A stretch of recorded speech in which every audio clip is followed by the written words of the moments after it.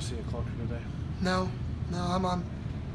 Reese just asked me on the post game if I saw these last two games coming. I didn't see that coming. We look like we're running in concrete right now. We look like we have no legs whatsoever. So, as a head coach, I've got to figure out. I may have worn them out. So, we have no energy right now, and I think what we'll do is we'll try to get our legs back.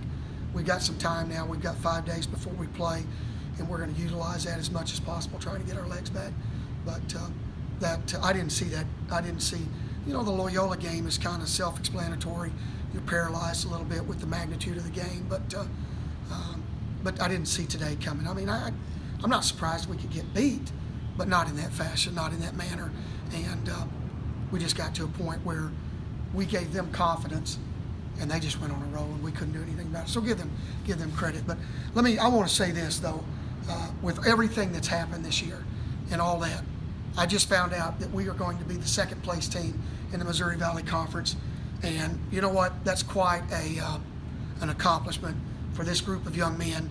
And even though we faltered the last two games, I will not let that be taken away from these guys.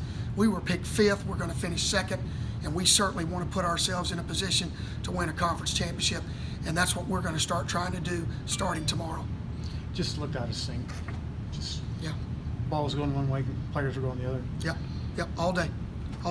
And I think a lot of times, Les, we haven't had one of those games, in a long time. But I think when you have a game like that, you gotta. All you gotta do is talk about who's our next opponent. We're not going to dwell on this game. We can't, because if we do, we'll make ourselves really uncomfortable. So the thing that we're going to focus on right now is telling our guys the 19 games that we did win, what we did, finishing how we did in the league, finishing 2nd in the league. We're going to try to get these guys and get their heads back right. I don't know if it was because you said the legs or whatever, but it was clear to me that Evansville was working a lot harder on defense. Yep. No, I think it was clear the entire game they were working harder than us, period. Our guard play the last 2 games has really been bad, and we can't win unless our guards play better. And I don't know what else to tell you. Barry, do you think they just couldn't rise to the occasion with these 2 big games, or do you think they're really tired and it's finally catching up to them a little bit right now? I think these guys can rise to the occasion because they've done it all year long. I mean, every game's been a big game. Missouri State was a big game. Indiana State was a big game. All those road games on the right.